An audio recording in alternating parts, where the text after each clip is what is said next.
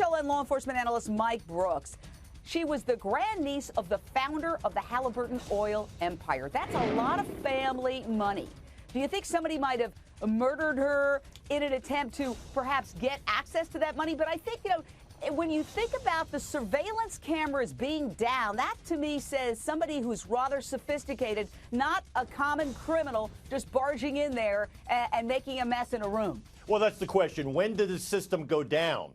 That's all part of the timeline. And, of course, the one thing they're going to do, Jane, is we always talk about, they're going to take a look at the people who are closest to the victim, the husband and his son who came in and discovered her in the tub. First, when I first heard tub, body, maybe suicide first thing I thought about was Drew Peterson. But there's only one way in and one way out of this gated community. So were they able to glean possibly any other visual evidence from maybe some other people's surveillance cameras, maybe surveillance cameras there in the neighborhood? That remains to be seen. But only one room ransacked. What was in that particular room? What room was that? Was there a safe there? Was there valuable jewelry? Why weren't other rooms ransacked? Just a lot of questions, and also that all-important timeline.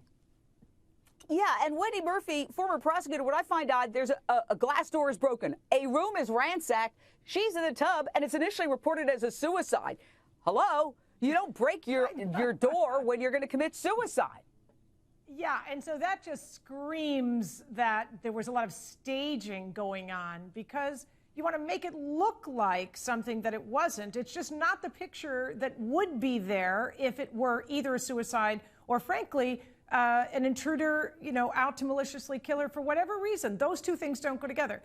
Having said that, when you have a lot of money, there are lots of different potential motives. Is she, does she stand to inherit, or did she just recently inherit? I know her father died about a year ago. That could mean she came into a lot of money recently. Who gains money when you die? Your heirs. Does she have a will? Did she promise in that will to give lots of money to one of these foundations that she volunteers for? You got to think about that question. There's no doubt that if you want money from a rich person and you're just a bad guy running around breaking into houses, you can't kill them, because you got to kidnap them maybe, but you don't kill them because you're not going to get a dime.